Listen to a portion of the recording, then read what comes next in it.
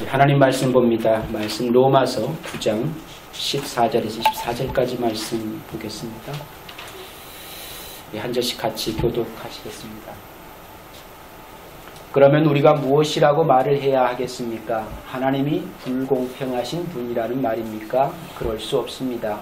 하나님께서 모세에게 말씀하시기를 내가 긍휼히 여길 사람을 긍휼히 여기고 불쌍히 여길 사람을 불쌍히 여기겠다 하셨습니다. 그러므로 그것은 사람의 의지나 노력에 달려있는 것이 아니라 하나님의 자비에 달려 있습니다. 그래서 성경에 바로를 두고 말씀하시기를 내가 이 하려고 너를 세웠다. 곧 너로 말미암아 내 능력을 나타내고 내 이름을 온 땅에 전파하게 하는 것이라 하셨습니다. 그러므로 하나님께서는 긍휼히 여기시고자 하는 사람을 긍휼히 여기시고 완악하게 하시고자 하는 사람을 완악하게 하십니다. 그러면 여러분은 제각기 내게 이렇게 말할 것입니다. 그렇다면 자여께서는 사람을 책망하시는가? 누가 하나님의 뜻을 거역할 수 있다는 말인가? 그러나 사람이 무엇이기에 하나님께 감히 말대답을 합니까? 만들어진 것이 만드신 분에게 어찌하여 나를 이렇게 만들었습니까? 하고 말할 수 있습니까? 도기장에게는 흙덩이 하나를 둘로 나누어서 하나는 귀한데 쓸 그릇을 만들고 하나는 천한데 쓸 그릇을 만들 권리가 있지 않습니까? 하나님께서 하신 일도 마찬가지입니다. 하나님께서 진노를 보이시고 권능을 알게 하시기를 원하시면서도 멸망받게 되어 있는 진노의 그릇들에 대하여 꾸준히 참으시면서 너그럽게 대해주시고 영광을 받도록 미리 준비하신 자비의 그릇들에 대하여 자기의 풍성하신 영광을 알게 하시고자 하셨더라도 어떻다는 말입니까? 같이 읽습니다. 하나님께서는 우리를 부르시되 유대 사람 가운데서만이 아니라 이방 사람 가운데서도 부르셨습니다. 아멘. 오늘 로마서 9장 14절에서 24절까지 말씀을 가지고 하나님의 선택은 너무나 불공평합니까? 라는 제목으로 같이 은혜 나누기를 원합니다. 이 아침 여러분의 생각하시기에 하나님의 선택은 너무나 불공평합니까? 오늘 본문의 말씀 속에서도 에서를 미워하고 야곱을 사랑하신 하나님에 대해서 불공평하다라고 말할 수 있는가? 라는 질문이 던져지고 있는 것을 보게 되어집니다. 아마 여러분의 마음속에도 아마 그런 생각들 한 번쯤은 하시지 않았을까? 하나님의 선택에 대한, 하나님의 예정에 대한 얘기가 나올 때마다 하나님이 참 너무 불공평한 것 아닌가? 어떻게 그럴 수가 있지? 왜 우리의 인생을 마음대로 좌지우지 하시는 거지? 이건 하나님 사랑 아니잖아 라는 얘기를 하고 싶을 때가 참 많지 않습니까? 그럼에도 불구하고 꾹 참고 신앙생활하고 있지 않은가 라는 생각을 해봅니다. 왜 그럴까요? 나는 하나님의 유기 가운데 포함되어져 있지 않은 것으로 말미암아 그렇게 말하고 싶지만 그냥 아닌 듯 그렇게 살아가고 있지 않은가. 오늘 우리들의 그 의협심을 발휘해가지고 하나님의 선택이 불공평하다라고 하는 생각을 지배적으로 가지고 있는 주장에 대해서 사실은 생각해 보려고 하는 겁니다. 우리들이 그렇게 생각했던 것처럼 하나님이 누구는 선택하고 누구는 선택하지 않은 것과 관련해서 하나님을 공평하지 못하다고 비판하는 것에 대해서 자주 들어왔고 오늘 저와 여러분이 아마 그런 고백을 하고 있을지도 모릅니다. 사실 우리들 안에 이런 생각을 가지고 있다는 것 자체가 벌써 우리 안에 은혜의 교리를 상실했다라는 증거이기도 할 것입니다. 얼마나 이기적이면 그런 고백을 할 수 있을까? 얼마나 하나님의 은혜에 대해서 무감각하면 그런 고백을 내비칠 수 있을까라고 하는 것을 생각해 보게 되어집니다. 그것은 우리들 스스로가 사실상 우리는 아무도 구원받을 자격이 없다라는 사실을 더 이상 믿지 않고 있다라는 것입니다. 충분히 누군가는 하나님 앞에 구원받을 만한 자격이 충분하다라고 생각하고 있는 거예요. 거기에 내가 포함될 수도 있는 겁니다. 이만하면 하나님 앞에 구원받을 만한 자격이 되지 않나 라는 생각을 대부분 다 가지고 있다라는 거예요. 그렇기 때문에 누구는 선택하고 누구는 선택하지 않은 것에 대해서 불합리하다라고 판단하는 것입니다. 그게 뭡니까? 하나님의 은혜를 받아들이지 않는 거예요. 구원은 적어도 선택권이 나한테 있어야 맞다라는 겁니다.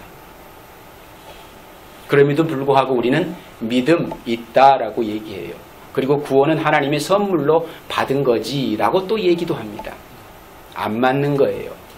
우리의 고백과 하나님께서 우리에게 주신 그 구원과는 서로 엇갈리고 있는 겁니다.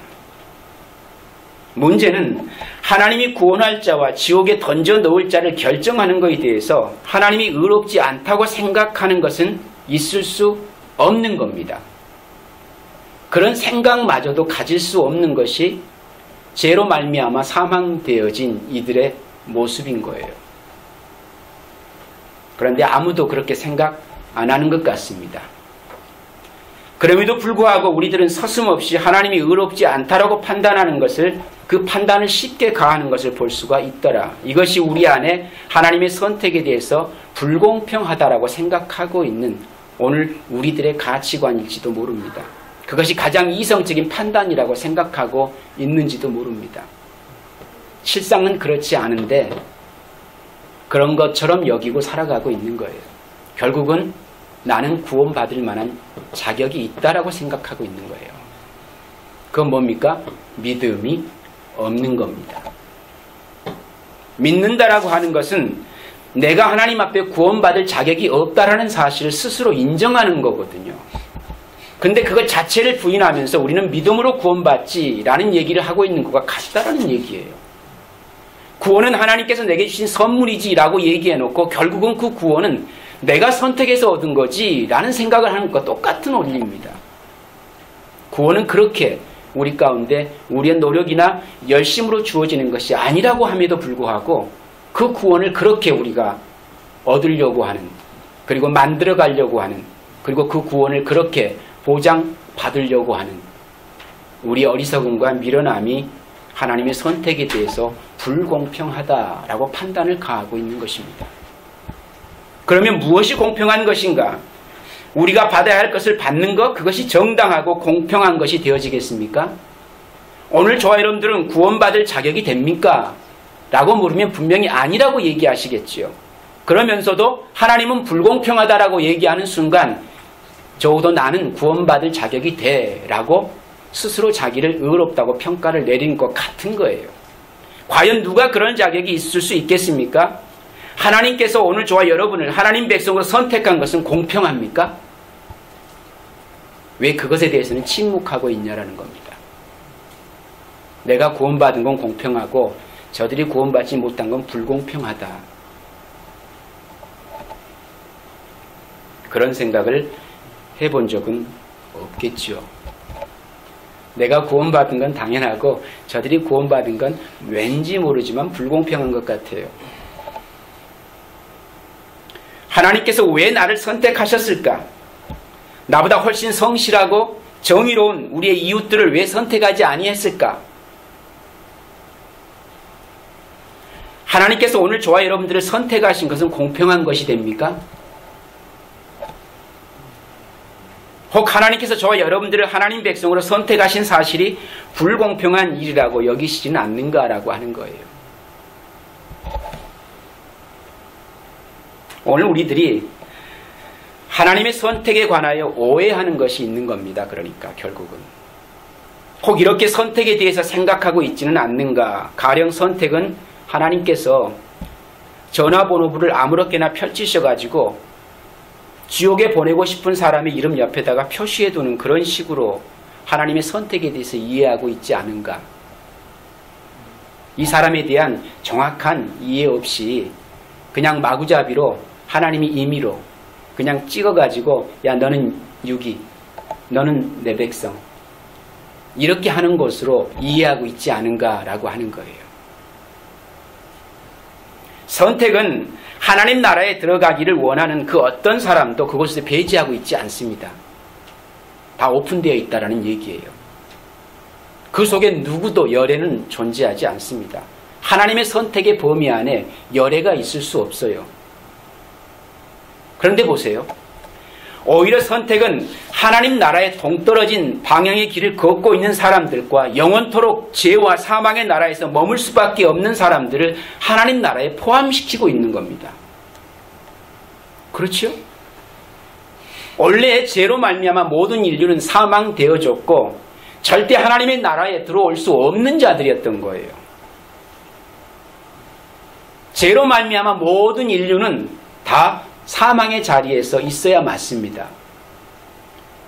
그런데 그 중에 하나님이 임의로 하나님의 자의적인 판단에 의해서 그 속에 당신의 백성을 뽑아 당신의 나라에 합류시키는 것이 어떻게 불공평한 일이 될 수 있겠는가라고 하는 거예요. 그리고 인류가 죄로 말미암아 사망되어진 하나님의 심판을 인정하지 않고 있는 것과 같은 겁니다. 내 죄의 심각성에 대한 인식을 바르게 할 수 있을 때 비로소 하나님이 나를 하나님의 자녀로 선택했다는 것이 얼마나 감격스러운 은혜의 사건이 되는지를 알 수 있기 때문인 거예요. 자신의 죄에 대한 그 심각성을 자각하지 않고는 하나님의 은혜가 뭔지를 아는 것은 대단히 불합리하다. 있을 수 없는 일이라는 얘기입니다.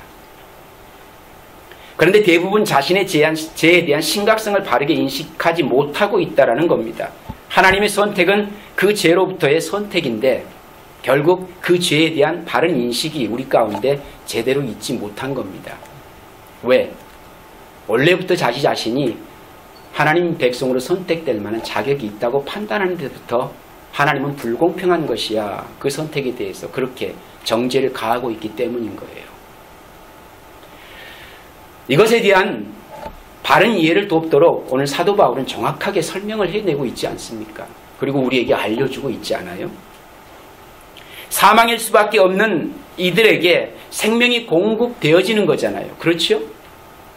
이것은 하나님의 자발적인 계획이며 선택으로만 가능한 것이었습니다. 인생에게서는 그 어떤 가능성도 가질 수 없는 상태, 그것을 사망의 상태라고 성경은 분명히 말씀해 주고 있는 거거든요. 우리들은 인정 많은 자산가에게 왜 그가 다른 사람들에게 자선을 행하는지를 따져 묻지 않지요. 당연히 그렇게 해야 된다고 생각합니다. 많이 가졌으니까.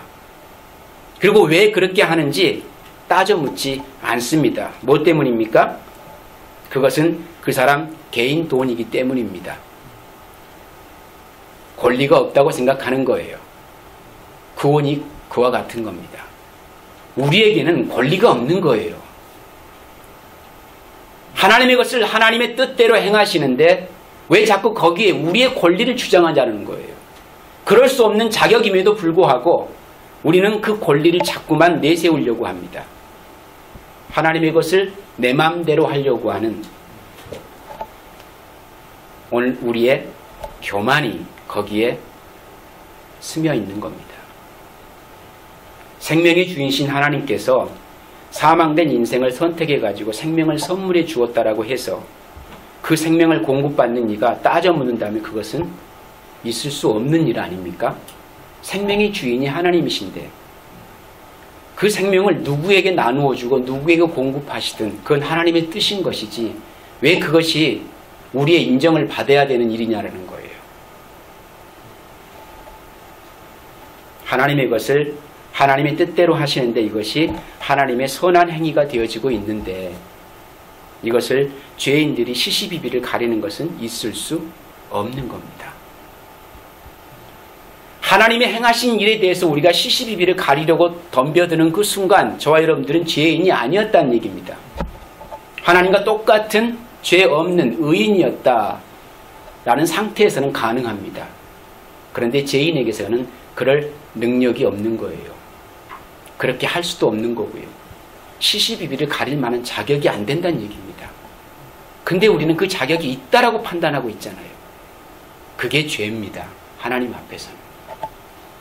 하나님이 행하신 모든 일들이 우리 눈으로 보기에 불합리해 보여도 그건 의로운 행위이십니다.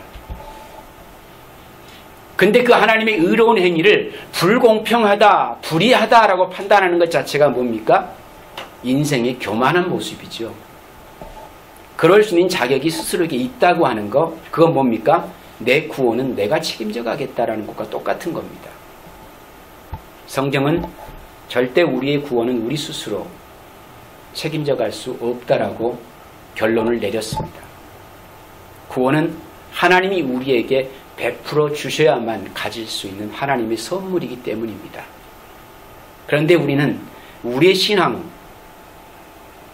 하나님께로 받은 그 믿음을 가지고 다시 그 하나님을 판단하는 그 어리석은 우리를 범하고 있는 것이 오늘 이 시대 대부분의 크리스찬들의 어리석은 모습이 아닐까라는 생각을 해보게 되어집니다. 죄인들은 하나님의 행위에 대해서 시시비비를 가리면 안 되는 거예요. 그럴 자격이 원래 없었으니까. 지금도 없고 앞으로도 없습니다. 영원토록 그럴 자격은 주어지지 않습니다. 왜? 하나님의 뜻은 그것이 우리의 육신의 눈으로 바라볼 때 아니다 싶어도 그것은 의롭기 때문입니다. 그 하나님의 의를 우리 인간의 죄된 의식의 잣대를 가지고 판단을 가할 수 있는 건 존재할 수가 없기 때문에 그렇습니다. 왜?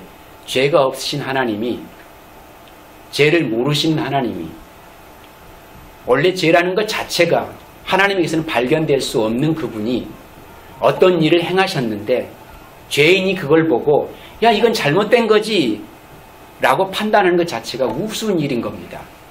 근데 우리는 그것을 옳다라고 이해하고 있으니 그게 참 안타까운 거죠. 다시 말씀드리면 내가 죄인이라는 사실을 까먹으면 가능합니다. 난 원래 죄인 아니었어, 난 원래 의인이었어 라는 상태에서는 가능해요. 그럼 원래 그 사람은 구원받지 못했기 때문에 그런 판단을 가할 수 있는 자격이 주어지겠죠. 왜? 사망된 자들에게 있어서는 하나님을 하나님으로 인식하지 않을 것이기 때문에 가능합니다. 그러나 하나님 백성이 된 이들에게 있어서는 내가 그 하나님의 은혜로 구원받았는데 어떻게 그 하나님에게 대해서 그 하나님이 행하신 행위를 가지고 내가 판단을 가할 수 있겠는가라는 얘기입니다. 결국 저와 여러분들은 하나님을 자비를 구하며 살 수밖에 없는 하나님 백성인데 난 더 이상 이제 하나님의 자비가 필요 없습니다. 이제는 내 인생은 내가 책임져 갈게요 라고 하나님의 은혜의 그늘을 벗어나겠다 그러면 그게 뭐가 되는 겁니까? 이탈행위, 탈선행위가 되는 겁니다. 그것은 어디로 연결되는 거예요? 사망의 자리와 직결되는 겁니다. 그런데도 불구하고 우리는 그렇게 할 수 있다라고 생각하는 오만과 교만이 차고 넘칩니다. 그 죄를 한 번도 회개하지 않고 살아가는 우리의 모습일지도 모릅니다. 당연히 그럴 수 있다라고 생각할 수도 있을 것 같아요. 하나님의 선택이 불공평합니까? 애시당초 그것을 불공평하다라고 우리 입 밖에 꺼내 놓을 수 있는 그런 문제가 아니었던 것입니다. 근데 우리는 그러고 있습니다. 그것이 바로 마태복음 20장 1절과 16절까지 포도원 품꾼의 비유를 통해서 설명해 내고 있지 않습니까? 너희에게는 그것을 불만족스럽게 여길 만한 자격이 없지라는 거잖아요. 하루해가 저물자 포도원 주인은 다른 사람들보다 늦게 일을 시작했던 사람들에게도 동일한 품삯을 지불했습니다. 그런데 그 전제가 있죠. 아침 일찍부터 와서 일했던 그들에게 원래 얼마를 주기로 계약을 하고 일을 시작했습니까? 한 데나리온이었어요. 그건 약속입니다. 그 약속은 변개되지 않습니다. 상황과 여건에 따라 달라지지 않는다는 얘기예요. 그건 원래 약속이니까. 하루 종일 일한 품꾼들은 주인이 자기보다 적게 일한 사람들에게 줘야 할 것보다 더 많은 것을 주었다고 스스로 판단하여 잔뜩 화가 났지요.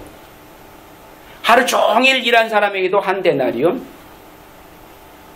이미 일이 끝날 즈음에 와가지고 일했던 사람이나 반나절 즈음에 와가지고 일한 사람이나 똑같이 한 데나리온을 주는 겁니다.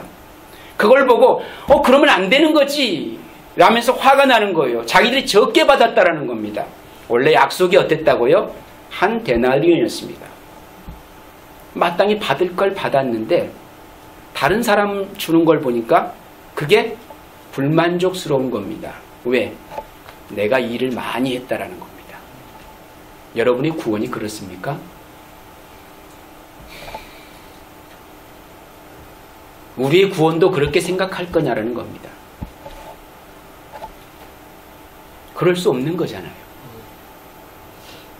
하나님께서 우리에게 무상으로 베풀어준 구원이라면, 선물이었다면 이미 우리에게는 그 구원받을 자격과 하나님 앞에 우리의 요구를 내세울 수 없는 그 어떤 것도 존재하지 않는 이들에게 있어서 구원받은 그 자체가 감사하고 감격스러운 것뿐인 것이지 어떻게 그걸 가지고 시시비비를 가릴 수 있냐라는 거예요.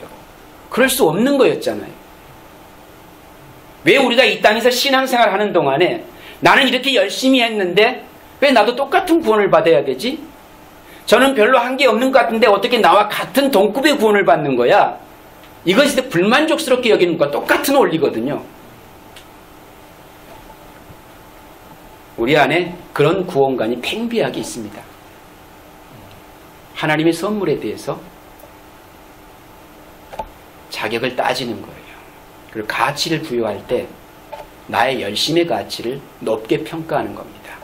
그래서 남보다는 더 나은 구원을 내가 받아야 맞지 않나? 이건 불공평한 거지. 이건 있을 수 없는 일이야. 내가 홀 고생을 많이 했는데. 그것과 같다라는 거예요. 그래서 잔뜩 화가 났습니다. 누구의 모습입니까? 우리의 모습일 수도 있습니다. 주인이 그 중에 한 사람에게 대답을 해줍니다.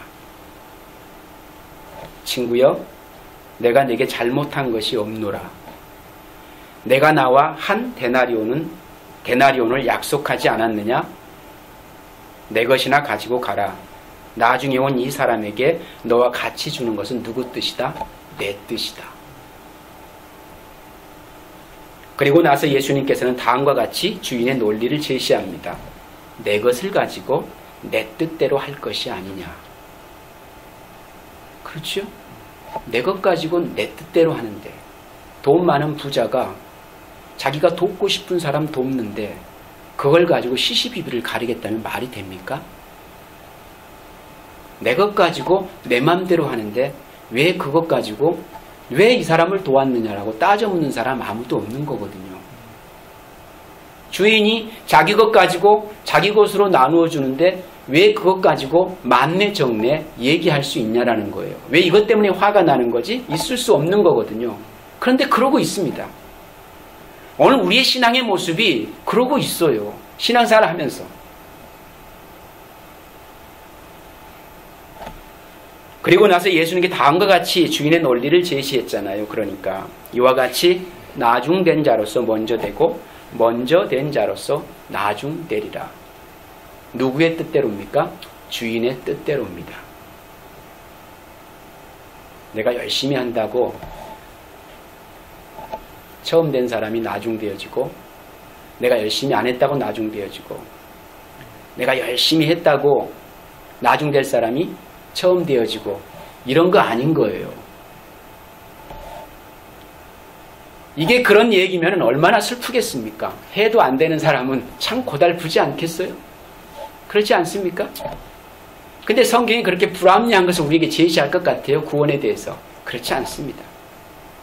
한 번만 더 생각해 보면 결코 그런 얘기가 아니라는 사실을 분명히 알 텐데, 오늘 이 땅에 많은 크리스찬들을 그들이 가지고 있는 그 욕심이나 욕망이나 그것들을 챙겨주기 위해서, 그것들을 부풀려서 자꾸만 더 열심하게 만들어내기 위해서 그런 도전을 주고 있다면 그건 바른 진리가 아니라는 얘기입니다. 그리고 그런 것들로 우리의 구원이 보증되면 얼마나 좋겠습니까? 그것은 우리의 구원과는 무관한 거예요. 그것은 마땅히 우리가 하나님 백성으로 살아가야 될 삶의 내용일 것입니다. 그리고 손해보고 사는 것이 크리스찬의 삶의 기본 원리라면 우리는 그렇게 살아야만 하는 거예요. 그런데 그것이 어떤 하나님 앞에 더 좋은, 더 나은 믿음을 인정받는 그 특혜 내용이라면 하나님의 나라에도 불공평한 일들이 너무 많이 발생하고 있는 거예요. 그런데 그 나라는 그렇지 않습니다. 공평합니다. 구원에 있어서 결코 차별이 없습니다. 누가 많이 하고 누가 적게 하고에 따라서 그 구원이 차등 있게 분배되는 것은 아니라는 얘기입니다. 주인의 뜻에 의해서 하나님 백성으로 불려졌다면 그것은 그 사람의 의지나 그 사람의 노력과는 무관한 거예요. 주인이 주인의 뜻대로 허락하신 것이기 때문에 누구도 그것을 따져 물을 수 없는 내용이라는 것입니다. 그렇다면 이 비유의 핵심은 하나님께서 그분의 자비하심으로 원하시는 것은 무엇이든지 할 수 있다라는 그런 말씀인 것입니다. 하나님의 선하신 뜻대로 하나님이 원하시는 것은 무엇이든지 하실 수 있는 분이 누굽니까? 하나님이시는 거예요. 근데 그 하나님을 자꾸만 우리의 교만이 제한하려고 합니다. 하나님 이걸 이렇게 하면 안 되는 거죠. 이건 이렇게 하시면 안 되죠. 자꾸만 하나님이 하시는 일에 우리가 어리석고 미련하게 제동을 걸려고 하는 그런 우리를 범할 때가 너무나 많다라는 얘기입니다. 모든 사람이 죄로 말미암아 하나님의 진노를 받아야 마땅하다고 해서 과연 우리가 그것에 대해서 시시비비를 가릴 수 있을까? 없는 거예요. 우리가 말하고 알고 있듯이 성경은 많은 사례들을 통해서 선택은 하나님의 은혜에 나타난 하나님의 자유를 분명하게 말씀해 주고 있는 것을 볼 수가 있습니다. 요한복음 5장에서 예루살렘 근처 베데스다 연못 주변에 많은 병자, 맹인, 다리 저는 사람, 중풍병자들 참 많이 그곳에 모여 있었습니다. 그런데 예수님은 그 군중들을 헤집고 한 사람, 단지 한 명, 한 사람 앞에 나가셔서 그 38년 된 중풍병자를 고치십니다. 너무 불합리한 것 아닙니까? 그곳에 많은 병자가 있는데 왜 하필 그 사람을 고치시는 거죠? 똑같은 마음, 똑같은 기대를 가지고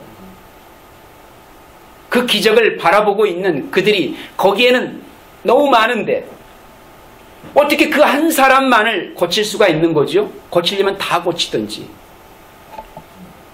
아니면 다 고치지 말든지. 왜 그렇게 하시냐는 거예요. 왜?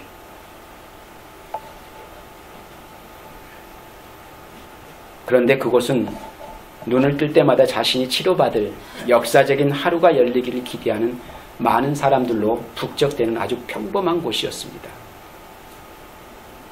그곳에서 예수님은 단 한 사람 38년 된 중풍병자만을 치료하십니다. 우리가 다 알고 있는 것처럼. 근데 왜냐고 묻지 않는 건 무슨 연유입니까? 왜 당연하게 그렇게 여기고 있는 거죠? 그거에 대해서. 다른 사람들은 치료받지 않아도 되는 사람들이었습니까? 그들에게는 하나님의 기적이 별 상관없는 대상들이었습니까? 똑같이 그 기적을 기대하고 그곳에 모여드는 그 허다한 병자들은 어떻게 하고 왜 굳이 38년 된 그 병자만을 치료하는 겁니까? 그가 다른 병자들에 비해서 그 주님 만나기를 간절히 학수고대하고 있었던가요? 아니면 그들보다 더 나은 열심을 보였던 그런 모습이 있었습니까? 성경에는 그런 내용 기록되어 있지 않습니다. 아무런 이유도 없이 그냥 그 38년 된 병자, 그 중풍병자를 똑같이 중풍병을 앓고 있는 이들이 그곳에 많았습니다. 왜? 중풍병자들이라고 했으니까. 근데 왜 그 사람을 치료했냐라는 거예요. 그게 공평한 겁니까? 근데 아무도 그것을 불공평하다라고 얘기하는 사람 한 번도 못 들어봤습니다.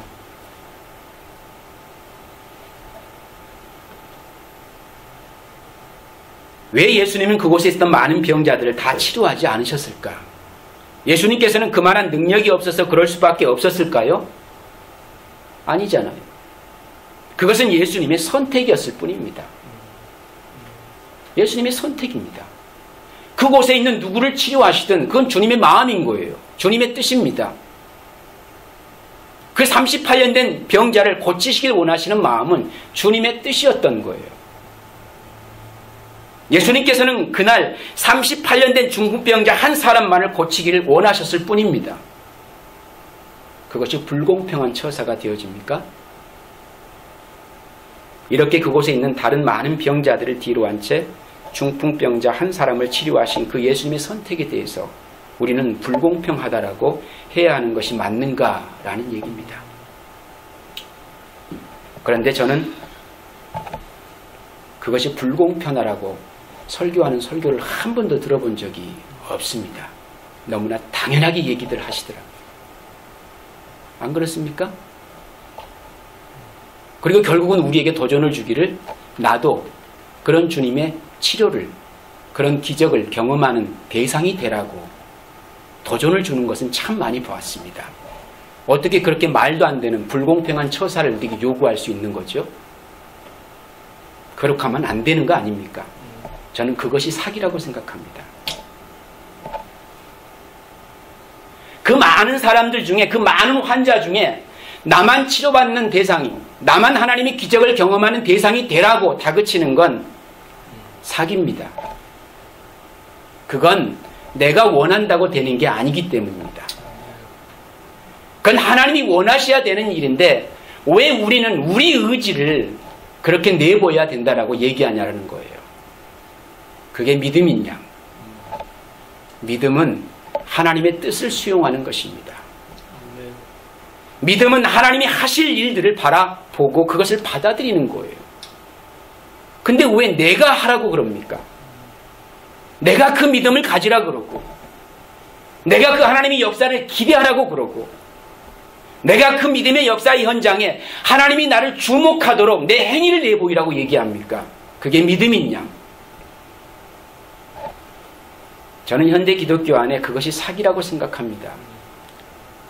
성경은 그렇게 말씀하고 있지 않잖아요. 그건 예수님의 선택이었을 뿐입니다. 그 38년 된 병자를 주목하신 것은 주님의 뜻입니다. 주님의 계획입니다. 주님의 선택이었습니다. 오늘 우리가 그 하나님의 무조건적인 선택에 의해서 하나님 백성의 삶을 살아갈 수 있게 되어진 거거든요.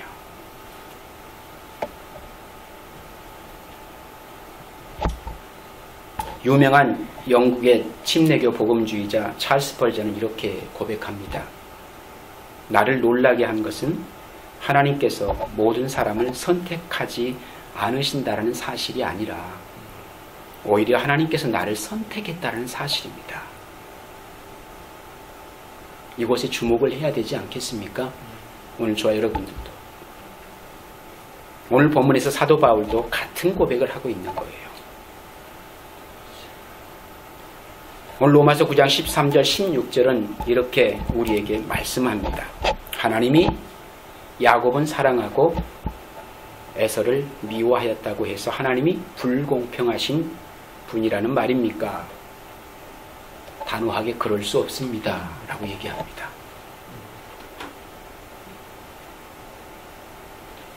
그들이 모태에 있을 때, 그들이 그 어떤 행위도 내보이지 아니했을 때 하나님의 계획에 의해서 선택되어진 그 일들을 가지고 그것이 불공평하다라고 판단을 가할 수 있는가라고 하는 거예요. 하나님이 긍휼히 여길 사람을 긍휼히 여기시고 불쌍히 여길 사람을 불쌍히 여기겠다 하셨습니다. 누구의 뜻입니까? 하나님의 뜻입니다. 그러므로 그것은 사람의 의지가 뭡니까? 내가 간절히 원한다라고 되는 것도 아니고 노력, 내가 열심히 뭔가를 한다고 해서 그 자격이 부여되는 것도 아니라고 합니다. 하나님의 자비에 달렸다라고 성경은 분명히 말씀해주고 있습니다. 그건 하나님의 자비의 문제인데 왜 그것을 우리 스스로가 그 선택받을 자격을 만들어갈 수 있어야 된다고 생각하는지 잘 이해가 안 갑니다. 그리고 왜 우리 안에 그런 믿음을 갖게 됐는지도 이해가 안 갑니다. 그리고 왜 그런 믿음을 가지라고 강요하는지 그것도 이해가 안 갑니다. 그것은 하나님의 자비랍니다. 하나님의 자비에 달렸습니다. 그 하나님의 긍휼을 기대하고 바라보는 것은 우리의 몫입니다. 그러나 내가 그 하나님의 자비와 긍휼을 받을 자격이 있다라고 얘기하는 것은 우리의 몫이 아닙니다. 그것으로 저와 여러분들이 구원받은 게 아니니까. 그건 하나님의 선택이었습니다. 이처럼 하나님께서는 죄인을 선택하시는 것은 은혜에 기초합니다. 십자가에서 하나님께서는 그분의 은혜와 의를 모두 만족시키셨지만 이 교리가 진정으로 말씀하고자 하는 것은 다른 모든 타락한 자들과 마찬가지로 하나님의 영원한 멸시받는 것이 마땅함에도 불구하고 그렇죠? 믿는 자들은 하나님의 은혜로운 선택에 의해서 구원된다라는 거예요. 하나님의 선택에 의해서. 이것을 불의하다고 얘기할 수 있겠는가? 그러므로 선택은 오로지 죄와 반항만을 가중시킴으로써 석방의 여지가 추워도 없었던 사람들을 무죄로 방면할 뿐만 아니라 심지어 그를 자기의 양자로 받아들이는 하나님의 결정이었음을 오늘 저와 여러분들이 분명히 확인할 수 있어야 되겠다라는 얘기입니다. 내가 하나님의 백성 된 거 오늘 우리의 삶을 들여다봐도 그렇지만 죄인에게 있어서는 그 하나님 앞에 구원받을 자격을 얻을 수 있는 내용이 전혀 존재하지 않습니다. 왜? 끊임없이 그 하나님을 거역하고 그 하나님을 무시하고 그 하나님을 외면하고 밖에 살아갈 수밖에 없는 그런 우리의 현실임에도 불구하고 그런 우리의 모습을 너무나 잘 알고 있는 하나님께서 그냥 하나님의 뜻과 하나님의 의지대로 우리를 택하셔서 그 백성 삼으신 것도 감사한데 그저 그 백성으로 삼는 것뿐만 아니라 어떻게 하십니까? 그를 자신의 양자로 받아들이는 하나님의 결정이었다라고 성경은 우리에게 말씀해 줍니다. 그로 말미암아 저와 여러분이 죄인 아닌 의인으로 살게 되는 특권을 누리게 되어진 것뿐입니다. 내가 뭘 잘해서가 아니라는 얘기예요. 내가 잘나서도 아닙니다. 내가 하나님의 영광을 위해서 뭔가를 열심히 잘 준비해서도 아닙니다. 하나님은 그것과는 무관하게 저와 여러분들을 하나님 백성 삼으셨습니다. 여기에는 결코 불공평함이 존재할 수 없다라는 겁니다. 하나님의 선택은 언제나 의로우시기 때문입니다. 그 의로우신 선택을 왜 우리 마음대로 우리 생각대로 판단하고 정죄를 가하냐라는 거예요. 그럴 자격이 원래 없었고 지금도 없고 앞으로도 없습니다. 근데 있는 것처럼 착각하는 거 그건 교만입니다. 그래서 성도를 뭐라고 부른 줄 아십니까?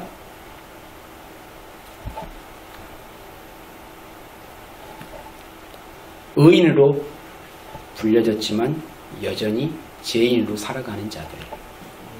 그게 성도입니다. 그런 이들에게 있어서 자기 의의가 하나님 앞에 무슨 유익이 있겠습니까? 그리스도의 의가 빠져나가 버리면 그냥 그 죄인의 자리에 놓일 수밖에 없는 현실인데 그 그리스도를 의지하지 아니하고 어떻게 하나님 앞에 자기 의를 프루브하겠다라는 거예요. 있을 수 없는 현실이거든요. 그런데 그럴 수 있다라고 얘기하는 이들에게 있어서 나올 수 있는 건 뭡니까? 하나님을 불합리한 분이다 라고 판단을 가할 수 있는 죄인들의 요구일 뿐입니다. 하나님 백성에게서는 그 하나님 은혜 앞에 감사하는 것 외에는 사실 고백할 내용이 없는 거예요. 하나님의 선택은 언제나 의로우신데 그것은 선택받은 사람이 구속의 언약 안에서 영원 전부터 그리스도 안에서 선택되었기 때문입니다. 그것은 결코 불합리하지 않습니다. 하나님께서 친히 우리 의가 되셔서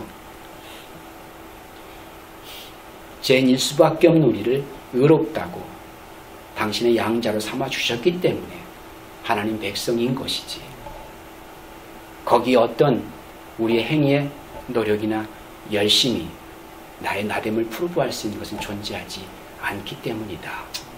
이 하나님의 선택이 불공평하다고요. 그럴 수 없답니다. 그리고 이렇게 말씀은 결론을 내립니다. 로마서 9장 20절 22절 상반절에 오 사람아 그대가 무엇이기에 하나님께 감히 말대답을 합니까? 만들어진 것이 만드신 분에게 어찌하여 나를 이렇게 만들었습니까? 하고 말할 수 있습니까? 토기장이에게 흙 한 덩이를 둘로 나누어서 하나님 기한 데 쓸 그릇을 만들고 하나는 천한데 쓸 것을 만들 권리가 없겠습니까? 하나님께서 하신 일도 마찬가지입니다. 이게 믿어지면 저도 하나님의 은혜로 구원받은 거 맞고, 이게 불합리하다고 여겨지면 구원받지 못한 하나님 백성이구나 라고 생각할 수밖에 없는 현실입니다. 이걸 어떻게 다른 방법으로 설명할 수 있겠습니까? 우리 이성이 앞서면 그건 하나님의 선택에서 유기된 우리의 모습인 거고, 이것이 믿음으로 수용되어지면 하나님의 선택으로 말미암아 하나님 백성인 것이 맞는 거겠죠. 내가 하는 일이 아니고 성령께서 내 안에서 그 믿음을 고백하도록, 그것을 수용할 수 있도록 내게 은혜를 공급해 주고 있는 것이니까. 이것이 성령의 사람과 육의 사람의 모습일 뿐입니다. 오늘 저와 여러분이 성령의 사람이라면 그 하나님의 선택이 너무나도 확연하게 분명하게 하나님이 내게 베푸신 은혜였구나 라는 사실이 확인될 것이고, 그렇지 않은 이들에게 있어서는 어떻게 그럴 수가 있지? 지 분수도 지 처지도 알지 못한 채 누구 얘기를 하는 거예요? 자기 핑계 대지 않고 남 얘기하는 겁니다.